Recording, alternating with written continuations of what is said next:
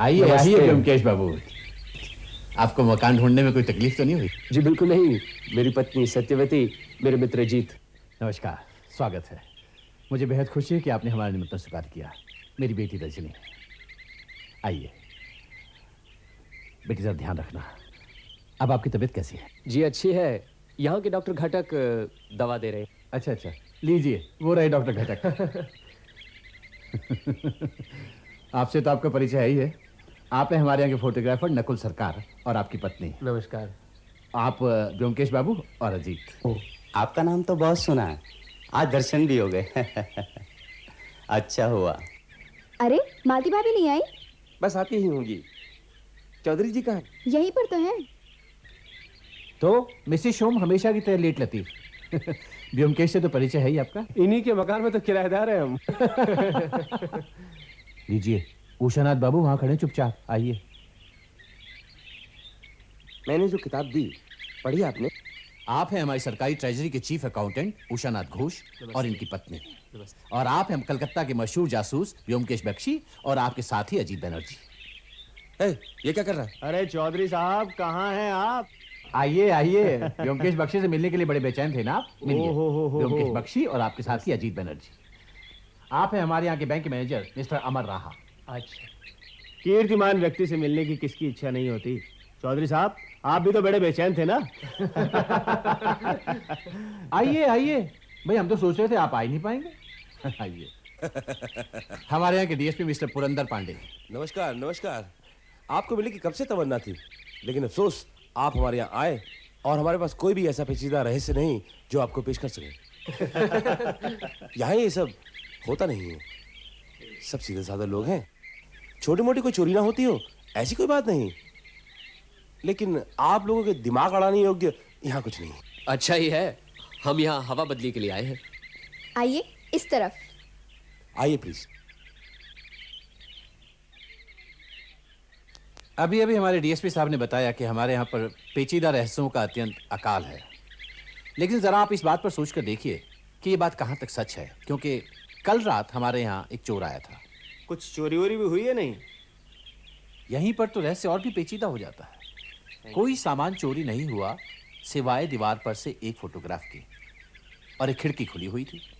Photo कौन सी थी? एक ग्रुप फोटोग्राफ था। हम लोग तकरीबन 1 महीना पहले पिकनिक पर गए थे, वहीं पर नकुल बाबू ने खींची थी। कमाल है, चोरों को और कुछ नहीं मिला? आपके कमरे में तो काफी कीमती सामान मौजूद है।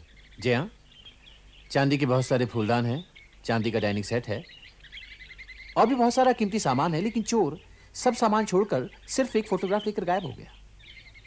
कहिए, इसे आप जटिल समस्या कहेंगे या नहीं? आप इसे जटिल समस्या समझना चाहें तो समझें।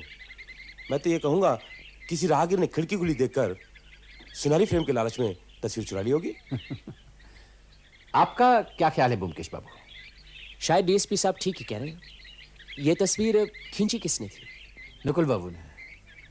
नकुल बाबू जरा इधर आइए। जी। नकुल बाबू, जो आपने हम लोगों की पिकनिक की तस्वीर खींची थी वो कल रात चोरी हो गई। चोरी हो गए? आपने कितनी कॉपियां बनाई? 3, एक चौधरी जी ने ली थी, एक उषानाथ बाबू ने ली थी और तीसरी प्रोफेसर शोम ने।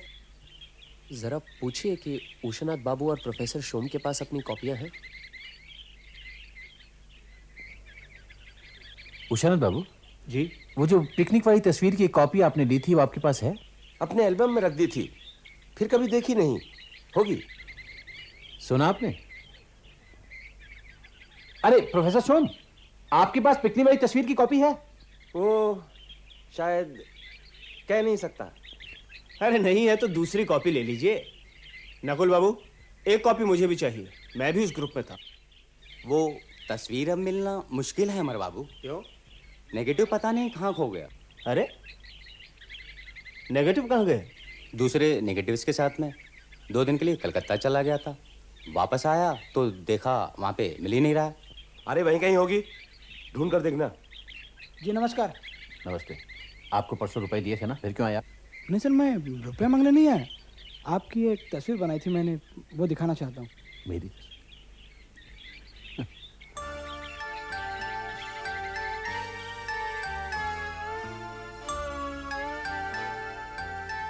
वाह, ये तो बहुत अच्छी है।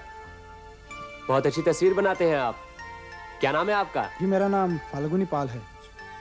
फाल्गुनी भाई, ये लो तुम्हारा इनाम। बहुत अच्छी तस्वीर बनाते हो तुम। शुक्रिया। अच्छा तो ये तस्वीर तुमने बनाई कैसे? किसी तस्वीर को? नहीं सर नहीं, मैंने चौधरी जी को कई बार देखा है। अच्छा अच्छा, तो तुमने तस्वीर को देखकर तस्वीर बना दी? जी सर, मैं अपनी याददाश्त से तस्वीर बना लेता हूँ। यदि आप हुक्म करें तो आपकी भी तस्वीर बना दूं। ठीक है, इतनी अच्छी तस्वीर अगर बनाकर ले आओगे तो मैं भी तुम्हें 10 रुपए इनाम में दूंगा। जी सर, जो हुक्म आपका। चलता हूँ सर। अच्छा आर्टिस्ट है। उस पिकनिक के ग्रुप की तस्वीर में तो मैं था नहीं। अब देखते क्या बना के लाता है।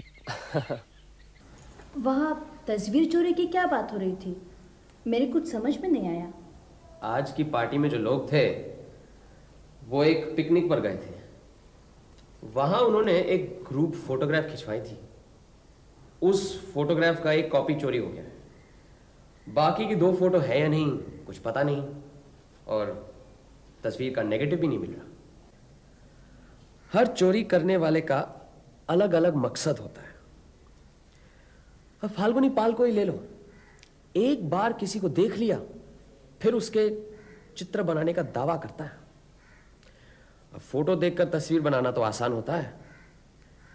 फाल्गुनी पाल चोरी करके किसी का भी चित्र फटाफट बनाकर अच्छी खासी कमाई कर सकता है। और फोटोग्राफर नकुल खुद चोरी कर सकता है। अरे नकुल, नकुल का इसमें क्या मकसद हो सकता है? उसकी फोटो और बिकेगी। फाल्गुनी पाल, नकुल और कोई? उस तस्वीर के ग्रुप में ऐसा भी कोई हो सकता है जो कि अपना हुलिया हमेशा के लिए मिटा देना चाहता हो। मतलब कोई गुनहगार या... लगता है प्रोफेसर शोम है, देखो। आइए बैठिए। आओ प्रोफेसर। कहिए, आज की पार्टी कैसी लगी? अच्छी लगी। यहाँ के लोगों से मुलाकात तो हुई। सब भले आदमी हैं। ऊपर से सब ऐसे ही लगते हैं। अच्छा आप बताइए मिसेस बख्शी, आपको वहां सबसे अच्छा कौन लगा? वैसे तो सब अच्छे ही थे, लेकिन रजनी मुझे बहुत अच्छी लगी। सीधी सादी, मिलनसार, जैसे देखने में सुंदर वैसे ही मीठी बातचीत। अच्छा, चौधरी जी लड़के की शादी क्यों नहीं कर देते? वो तो काफी पैसे वाले हैं। विधवा है, विधवा। विधवा से कौन शादी करेगा? आइए मालती भाभी। यकीन नहीं हो रहा है ना? पूछ लीजिए इनसे, इन्हें सब मालूम है। बेशर्मी की भी हद होती है। विधवा होकर सास सिंगार करती फिरती है। मतलब क्या है? क्या किसी को मालूम नहीं? किसी मर्द को फंसाने की तरकीब है। मैं जा रही हूं, तुम जल्दी आ जाना। रजनी क्या सचमुच विधवा है? जी, बेचारी 15 साल की थी तब शादी हो गई। शादी के दूसरे दिन ही पति प्लेन से लंदन चले गए उच्च शिक्षा के लिए। खर्चा सब चौधरी साहब ने दिया था, लेकिन वो वहां पहुंच नहीं पाए। प्लेन दुर्घटना में उनकी मृत्यु हो गई। आप मेरी घरेलू जिंदगी से शायद वाकिफ नहीं है। मेरी जिंदगी भी चौधरी जी के जमाई जैसी है। अपने ससुर के पैसे से लंदन पढ़ने गया, वापस आकर एक कॉलेज में पढ़ाने का काम किया, लेकिन ज्यादा दिन टिक नहीं पाया। सब छोड़ छाड़ कर पिछले 7 सालों से यही पड़ा हूं। यह मकान भी मेरे ससुर का है। बहुत कुछ बिला वजह कह गया, चलता हूं। अच्छा प्रोफेसर शोम, बुरा ना माने एक सवाल पूछना चाहता हूं। वो पिकनिक की जो ग्रुप फोटोग्राफ आपने खरीदी थी वो कहाँ है? जी वो तस्वीर मेरी पत्नी ने टुकड़े टुकड़े करके फाड़ दी थी। उस तस्वीर में मैं और रजनी पास पास खड़े थे।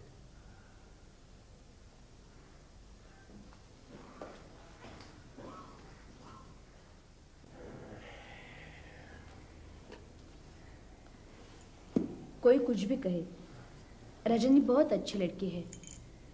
कम उम्र में विधवा हुई है। बाप अगर बेटी को संवार कर रखता है तो उसमें बुराई क्या है? आज पार्टी में एक बात देखी, तुम लोगों ने शायद गौर नहीं किया होगा। जब चौधरी जी चोरी का जिक्र कर रहे थे, सब उनकी तरफ देख रहे थे। तब डॉक्टर घटक कुछ दूर अकेले चाय पी रहे थे। रजनी मिठाई की प्लेट लेकर उनके पास गई, चुपचाप एक चिट्ठी उनकी जेब में डाल दी, फिर वहां से चली गई। मुझे लगता है मेरे अलावा ये सीन किसी ने नहीं देखा। बमकेश बाबू, चलिए आज मैं भी आपके साथ घूमता हूँ। जरूर। एक बात बताइए, उस ग्रुप फोटो को अखबार में छपवाने की कोई बात हुई थी? नहीं, उषानाथ बाबू कभी छपवाने नहीं देंगे। क्यों? वो जरा अजीब किस्म के आदमी है। उन्हें अपने सरकारी ओहदे का बहुत गर्व है। किसी अरे गहरे के साथ उनकी तस्वीर छपे वो नहीं चाहते। अच्छा, उषानाथ बाबू क्या हमेशा काला चश्मा पहनते हैं? हाँ, करीब 2 साल से यहाँ बदली होकर आए हैं। मैंने उन्हें बिना चश्मे के कभी नहीं देखा। शायद आंख कुछ खराब होगी। और फोटोग्राफर नकुल? बहुत ही चालू चीज है। अच्छा। हमेशा चौधरी जी की खुशामद में लगा रहता है। सुना है किसी जमीन के लिए चौधरी साहब से मोटी रकम उधार ली है।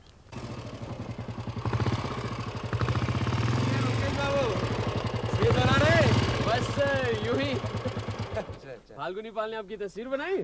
अरे कमाल का आर्टिस्ट है, दूसरे ही दिन तस्वीर बना के ले आया, हूबहू मेरे जैसी। सचमुच बहुत गुनी आदमी है। 10 रुपए देने पड़े।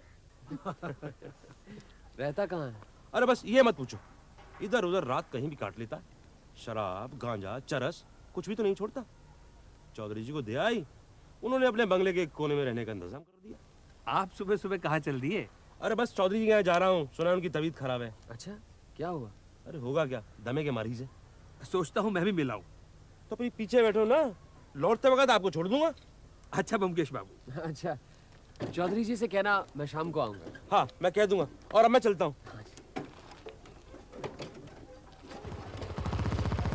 चलो अब हम भी चलते हैं।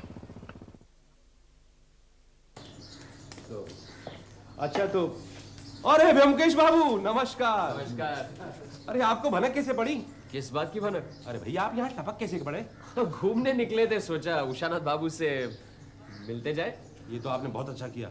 कल रात को इनके घर में भी चोरी हो गई। अच्छा? हाँ। क्या चोरी हो गया? वो अभी पता नहीं।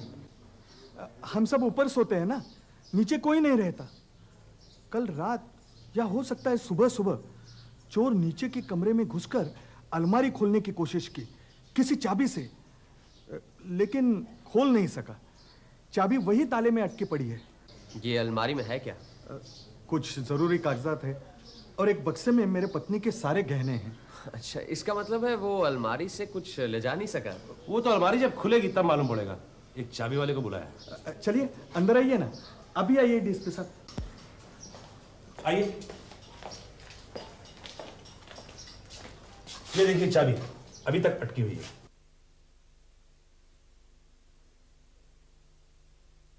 आइए इधर आइए। इस रेडियो पर एक चांदी की परी रखी थी, करीब 8 इंच लंबी। वो यहां से गायब है। और कुछ? जी नहीं, और कुछ नहीं। इतनी चीजों के रहते हुए चांदी की परी क्यों ले गया? क्या पता, ये बताना तो आपका काम है। अरे उषानाथ बाबू जी।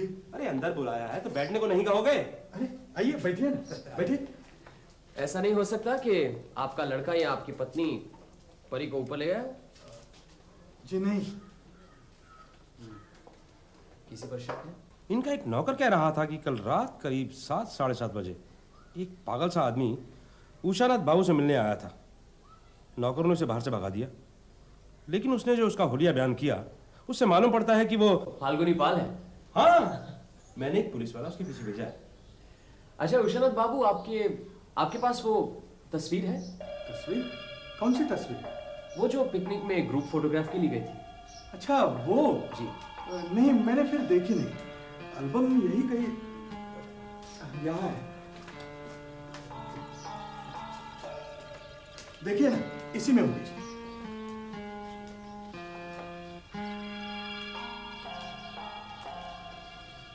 इसमें तो सिंगल या 2 जनों की तस्वीरें नजर आती हैं। ग्रुप फोटोग्राफ तो कोई है ही नहीं है। देखिए, उषानाथ बाबू आप बेफिक्र रहिए, चोर ने कोई चोरी नहीं की है। अलमारी में गहनों का बक्सा भी सुरक्षित है। हो सकता है ढूंढने पर वो चांदी की परी मिल जाए। चलो अजीत, चोर का पता लगने पर हमें बताइएगा जरूर। हाँ जरूर बताऊंगा। एल्बम देखते समय उषानाथ बाबू ने एक बार अपना चश्मा ऊपर किया था, तुमने गौर किया? नहीं, कोई खास बात थी? उनकी बाईं आंख पत्थर की है। हाँ? इसीलिए काला चश्मा पहनते हैं? कमाल है।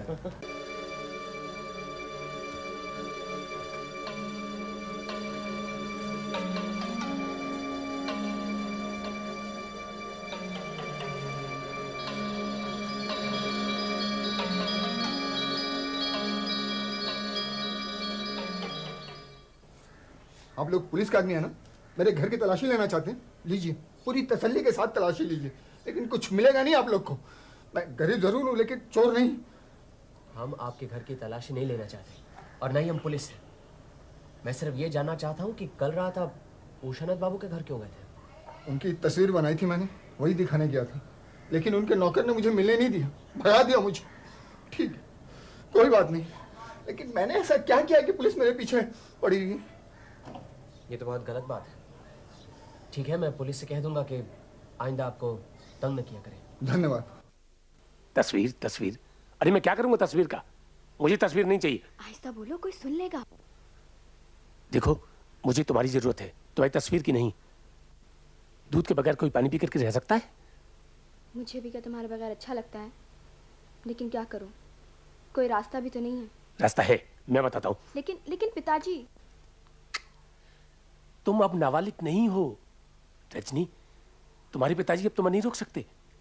वो तो ठीक है, लेकिन प्लीज अश्विनी, पिताजी की तबीयत ठीक नहीं है, उनकी तबीयत ठीक हो जाने दो, उसके बाद फिर। नहीं नहीं नहीं नहीं, तुम्हें आज ही बताना पड़ेगा कि तुम्हारा फैसला क्या है।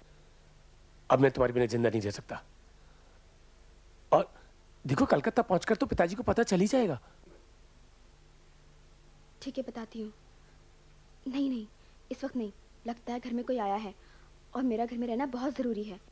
तुम ऐसा करो, तुम रात को 10 बजे यहीं आ जाना, मैं यहीं मिलूंगी, फिर तब आराम से बात करेंगे। ठीक है, मैं जाती हूँ। सुनो तो,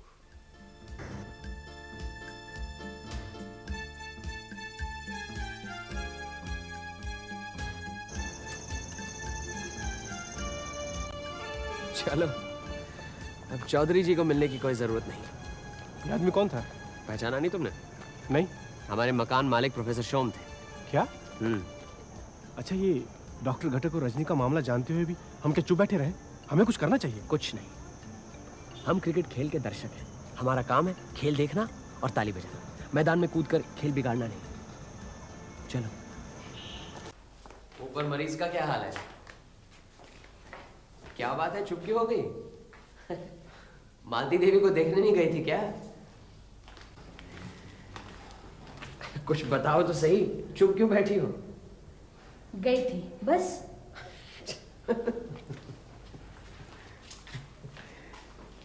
क्या बात है भाभी, नाराज क्यों?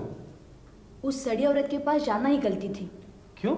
इतनी गंदी और गलीज है, सारा वक्त अपने पति को गाली देती रही। छी।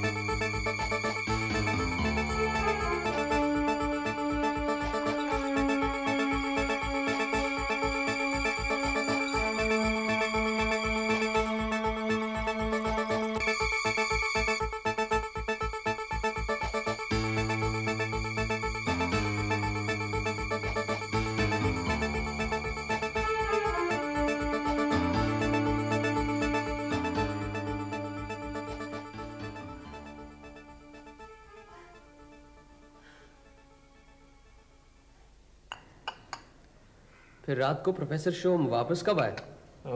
11:30 बजे। देखना तो जरा कौन है। अच्छा बताओ तो, कौन आया होगा? लगता है कोई पहली बार ही आया है। नमस्कार। नमस्कार ब्योमकेश बाबू, इधर से गुजर रहा था, सोचा आपको बता दूं। शायद आपको नहीं मालूम, फाल्गुनी पाल वही जो तस्वीरें बनाता था, चौधरी जी के कुएं में डूबकर मर गया। अरे कब? शायद कल रात ही, ठीक से कह नहीं सकता। हमेशा नशे में धुत रहता था, गिर पड़ा होगा। अच्छा चलता हूँ। Good morning professor. Good morning.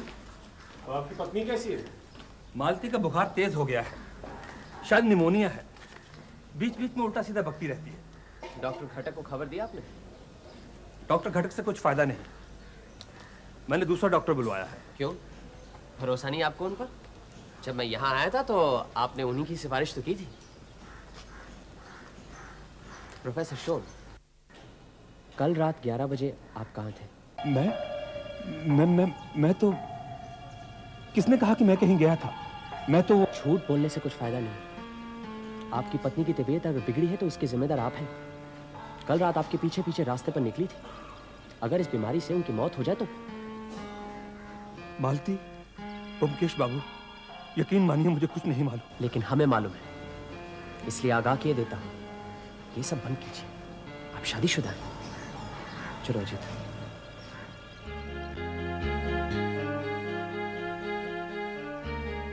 देखिए, आपकी लड़की को टाइफाइड हुआ है, उसे ठीक होने में थोड़ा वक्त लगेगा। मैं आजकल प्रति लंबी म्याद के केस नहीं ले रहा हूँ। आप डॉक्टर शिंदर को दिखाइए ना, वो अच्छी डॉक्टर, उन्हें दिखाइए। आइए आइए आइए।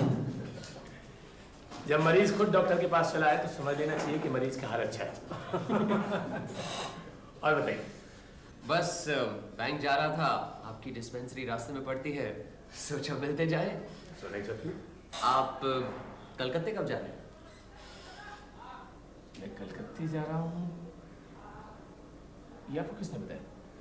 नहीं, आप कह रहे थे आप लंबी मियाद के केस नहीं ले रहे हैं, इसलिए। हाँ, वो जल्दी बस कलकत्ते एक बार जाने की इच्छा है। अच्छा, चौधरी जी अब कैसे हैं? अब तो काफी अच्छे हैं। अरे हाँ, मुझे उन्हें देखने के लिए जाना था। और रजनी देवी? तो ठीक है, उन्हें क्या हुआ? वो भी कलकत्ते जा रही है? व्योमकेश बाबू, आप यहाँ हवा खाने आए, जासूसी करने के लिए नहीं। जिन बातों से आपका मतलब नहीं है उनमें अगर आप दखलंदाजी ना करें तो अच्छा होगा।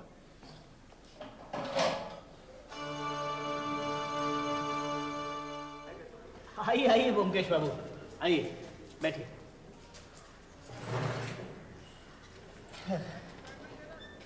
रोज सोचता हूँ कि एक बार मिला हूं, लेकिन काम ही इतना आ जाता है कि बस। भाई, रुपए पैसे के बीच रहने के लिए नसीब चाहिए। अरे कैसा नसीब ब्योमकेश बाबू, शक्कर ढोने वाला बैल रोज घास फूस ही खाता है। ये भी कोई नौकरी है? मेरा बस चले तो सब छोड़ छाड़ के चला जाऊं। कहाँ जाएंगे? बम्बई, कलकत्ता या फिर लंदन। मधु, और बताइए क्या सेवा कर सकता हूँ? बस ये पैसे दिलवा दीजिए। हाँ हाँ जरूर। मधु, ये चेक काउंटर पे ले जाओ और उनसे कहना कि रुपया यहीं भिजवा दें जल्दी, और चाय भिजवाओ। फाल्गुनी पाल मर गया है, सुना होगा आपने? क्या? वो आर्टिस्ट मर गया? जी, सुना खुदकुशी कर ली। बेचारा बहुत तकलीफ में था, कल ही आया था मेरे पास। कल? कब? कल सुबह मेरी एक तस्वीर बनाई थी उसने, वही देने। अच्छा, तो आपने क्या वो तस्वीर खरीदी? 20 रुपए दिए थे मैंने। अब आर्टिस्ट की कद्र करनी चाहिए ना। बिल्कुल जी, जरूर दीजिए आपके। ये लीजिए आपको।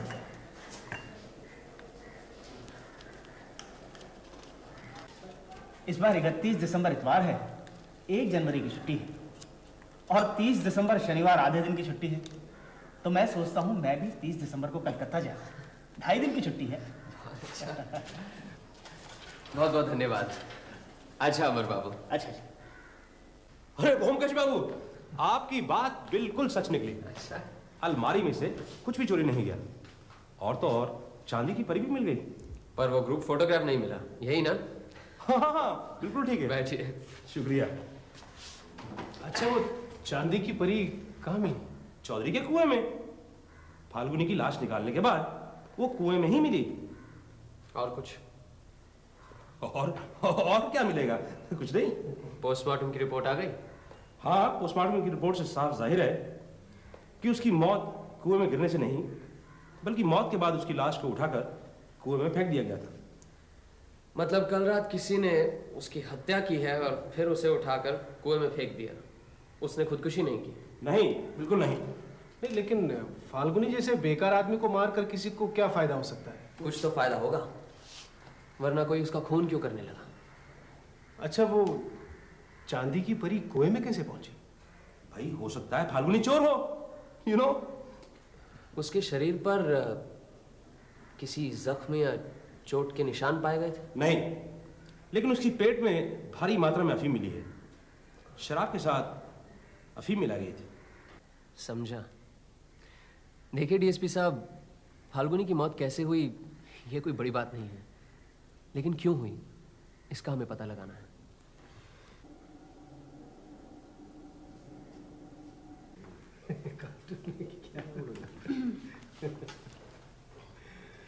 लीजिए। तुम्हारे तस्वीर चोर का क्या हुआ? आज रात तो हम यहाँ से जा रहे हैं। आज 30 दिसंबर है, शनिवार। आज रात को ही उस तस्वीर चोर का भी पता लग जाएगा। कैसे? पहले हमें बैंक जाना है, वहां से अकाउंट बंद करवा के तो पैसे निकलवाने हैं। फिर चौधरी जी के यहाँ भी जाना है, गाड़ी जो लेनी है उनकी। कौन है तस्वीर चोर? कल सुबह कलकत्ते पहुंचकर सब बता दूंगा तुम्हें। अजीत, तुम सत्या को लेकर स्टेशन आ जाना, मुझे वहां जल्दी पहुंचना है। क्यों? कल इतवार है, परसों पहली तारीख सोमवार, 2 दिन छुट्टी है, इसीलिए काफी लोग कलकत्ता जा रहे हैं। उन्हीं लोगों में हमारा तस्वीर चोर भी है। वहीं पर डीएसपी साहब के साथ अपॉइंटमेंट है। चलो पहले बैंक जाना है, बैंक आज आधा दिन का ही है। नमस्कार विश्वनाथ बाबू। नमस्कार। कलकत्ता जा रहे हैं? किसने कहा मैं कलकत्ता जा रहा हूँ? नया सूटकेस जो खरीदा है, सोचा शायद। अच्छा, आपकी वो चांदी की परी मिल गई? हाँ, मिल गई, और मैं कहीं नहीं जा रहा हूँ। क्या बात है, रजवी अफसर बिगड़ क्यों गए? ये भी शायद कलकत्ता जाना चाहते हैं, लेकिन नौकरी की वजह से जा नहीं पा रहे, इसलिए बिगड़ गए। नमस्कार। आप भी आज कलकत्ता जा रहे हैं? हाँ, आप भी आज ही जा रहे हैं? यहाँ सोचा 2 दिन की छुट्टी है, बीच बच्चों से मिला था। जरूर। अच्छा। हाँ, अच्छा।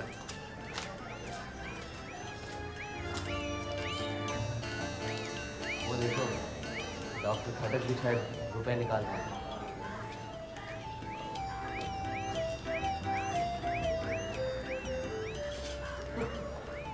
चलो आइए आइए बमकेश बाबू, आइए आइए आइए।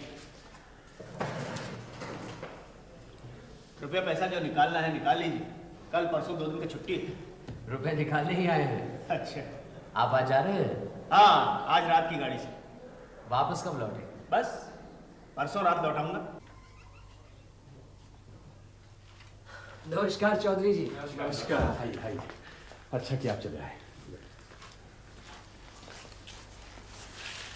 दरअसल मैं एक दुविधा में हूँ। क्या हुआ? रजनी कल रात कलकत्ता चली गई बिना आपको बताए? नहीं, ऐसी कोई बात नहीं है। तो फिर दुविधा कैसी? कलकत्ते में रजनी की एक मौसी रहती है। कल हम लोगों को एक तार मिला कि मौसी बहुत बीमार है, रजनी फौरन चली आए। तो रजनी कल रात को ही कलकत्ता चली गई। लेकिन अभी अभी मुझे ये 2 चिट्ठियां मिली, जिनमें से एक रजनी की मौसी की चिट्ठी है, खुद उनके हाथ की लिखी हुई। बिल्कुल मामूली चिट्ठी है, जैसे अक्सर आती है। इसमें बीमारी का कोई जिक्र नहीं है। और ये एक दूसरी चिट्ठी मिली है, बिल्कुल बेनामी। लगता है यहीं से किसी ने लिखी है। लिखा है कि आपके अनजाने में एक ऊपर से शरीफ लगने वाला बदमाश आपकी लड़की से प्रेम का नाटक कर रहा है।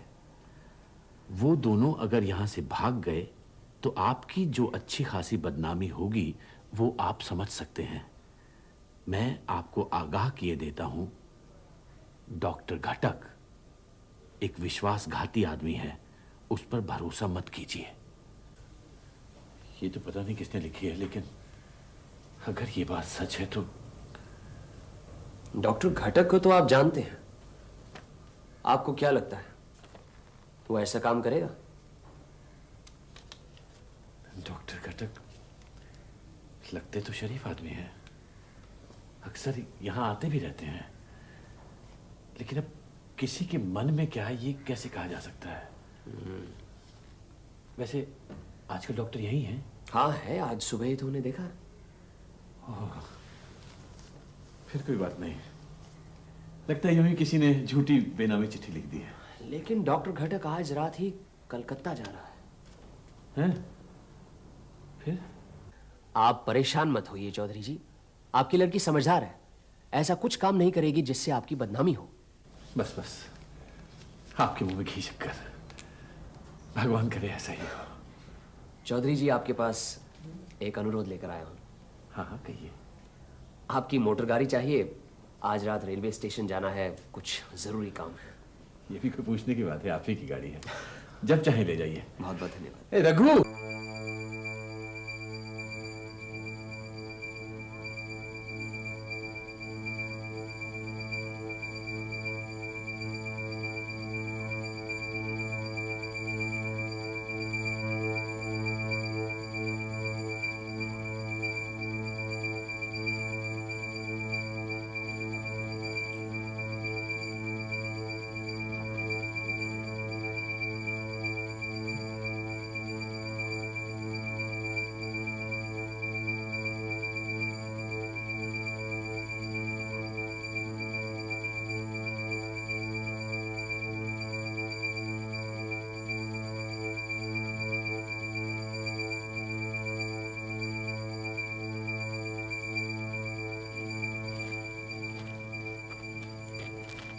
टाइम हो चुका है, गाड़ी बस आती होगी।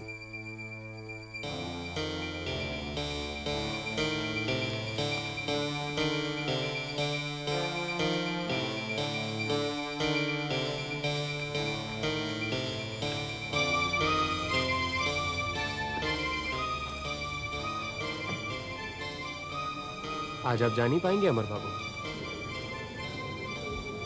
आपको वापस चलना होगा। इंस्पेक्टर, तलाशी लो इनकी। कौन है ये? कौन है? क्या हुआ? क्या हुआ? अमर रहा, बैंक मैनेजर। जरा देखिए, जिंदा या मर गया?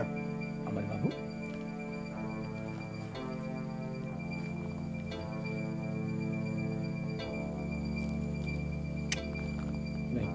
अमर बाबू मर गए? क्या हुआ? इनकी दाढ़ी कहाँ गई? इंस्पेक्टर। Yes sir. कांस्टेबल बुलाओ। सिपाही।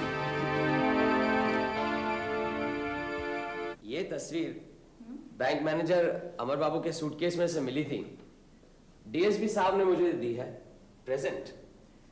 इस तस्वीर की चोरी हुई थी क्योंकि इसमें एक ऐसा व्यक्ति है जो अपने आप को लोगों की नजरों से दूर रखना चाहता है ताकि अपराध के बाद कोई उसे पहचान न सके।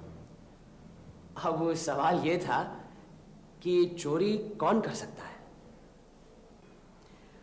अब इस तस्वीर के लोगों को एक एक करके पकड़ते हैं, औरतों और बच्चों को छोड़ देते हैं क्योंकि उनका इसमें कोई काम नहीं है। पहले आते हैं चौधरी जी। चौधरी जी प्रतिष्ठित और रईस आदमी हैं, उम्र हो चुकी है, रुपए पैसे की कोई कमी नहीं है, और फिर शहर में उन्हें हर कोई जानता है, इसलिए वो ये तस्वीर क्यों गायब करने लगे। फिर आते हैं डॉक्टर घटक पर। डॉक्टर घटक पढ़े लिखे आदमी हैं, वो रजनी को प्यार करते हैं, इसलिए उसे भगाकर ले भी गए तो कानून की नजरों में ये कोई जुर्म नहीं है क्योंकि वो बालिग है, इसीलिए वो क्यों ये तस्वीर चुराने लगे। फिर आते हैं हमारे प्रोफेसर शोम। हाँ, इनकी तस्वीरें तो चारों तरफ लगी हुई हैं, घर में, कॉलेज में, नकुल फोटोग्राफर के स्टूडियो में भला ये एक तस्वीर क्यों चुराने लगे? अब रह गए ये दो, उषानाथ बाबू ट्रेजरी ऑफिसर और बैंक मैनेजर अमर राहा। भाग जाने पर इन दोनों का ही फायदा है और इनके अख्तियार में तो दूसरों के लाखों रुपए हैं। पहले लेते हैं उषानाथ बाबू को। ये हमेशा काला चश्मा पहनते हैं और चश्मा खोलने पर यह पता लगता है कि उनकी एक आंख पत्थर की है, इसलिए उनका छुपा रहना मुश्किल है। फिर बीवी है, एक बच्चा है, सरकारी नौकरी पर भी गर्व है उन्हें, वो ये काम नहीं कर सकते। अब रह जाते हैं अमर राहा। अमर बाबू की शादी नहीं हुई थी, तनख्वाह अच्छी ही थी, लेकिन उन्हें अमीर बनने का बहुत मोह था। हमेशा टिप टॉप रहते, सपने देखते थे कलकत्ता, बंबई, लंदन का। लगता है कि काफी दिनों से प्लान बना रहे थे। जब अपने मंसूबे को काम में लाने का वक्त आया, तब कुछ अप्रत्याशित रुकावटें खड़ी हो गई। सबके साथ पिकनिक में फोटो खिंचवानी पड़ी। न खिंचवाते तो लोगों को शक हो जाता, इसीलिए खिंचवाई। सोचा था बाद में उड़ा लेंगे। फिर एक दिन अमर बाबू ने चौधरी जी के यहां से तस्वीर चुराई। अगले दिन पार्टी में उन्हें ऐसा लगा कि सिर्फ तस्वीर चुराने से उन्होंने कोई अक्लमंदी की बात नहीं की है, इसीलिए उन्होंने तस्वीर के साथ साथ एक चांदी की मूर्ति भी चुराई और वहां अलमारी में एक चाबी रख दी। फिर फाल्गुनी पहल के वहां आ जाने से उनके सब के किराए पर पानी फिर गया, क्योंकि फाल्गुनी के वहां होते तस्वीर चुराने से क्या फायदा? उसे तो अपनी याददाश्त से हुबहू शक्ल बनाना आता है ना। लेकिन चोरी छुपे प्रेम करने की तरह गैर कानूनी काम करने से एक तीव्र आकर्षण होता है। अमर बाबू इतना आगे बढ़ चुका था कि अब वो पीछे नहीं हटना चाहता था। उसने ठान ली कि बस अब फाल्गुनी को रास्ते से हटाना है। उस रात शराब में काफी अफीम डालकर वो उसकी झोपड़ी में गया, उसे नशे से बेहोश किया और फिर उसे जाकर कुएं में फेंक दिया। साथ में वो चांदी की मूर्ति भी डाल दी ताकि चोरी का सारा इल्जाम फाल्गुनी पर रहे। लेकिन पुलिस की पोस्टमार्टम की रिपोर्ट के मुताबिक उसकी मौत कुएं में गिरने से पहले हुई थी। अमर बाबू शायद ये चाहते थे कि लोग ये समझे कि उन्होंने खुदकुशी की है। तब मैं डीएसपी बाबू से जाकर मिला। मुझे जो शक था मैंने उनको बताया, जिस तरह की अभी तुम्हें बता रहा हूं। वो भी मेरी बात समझ गए। उन्होंने 24 घंटों की निगरानी अमर बाबू पर रखी। हम उसे रंगे हाथ पकड़ना चाहते थे। प्लान ये था कि रेलवे प्लेटफॉर्म पर वो माल समेत पकड़ा जाए, लेकिन मुझसे एक बड़ी गलती हो गई। क्या? अमर बाबू बैंक का मैनेजर था ना, इसीलिए उसे पिस्तौल का लाइसेंस मिल सकता था। ये बात मेरे ध्यान में नहीं आई। ओह, अच्छा।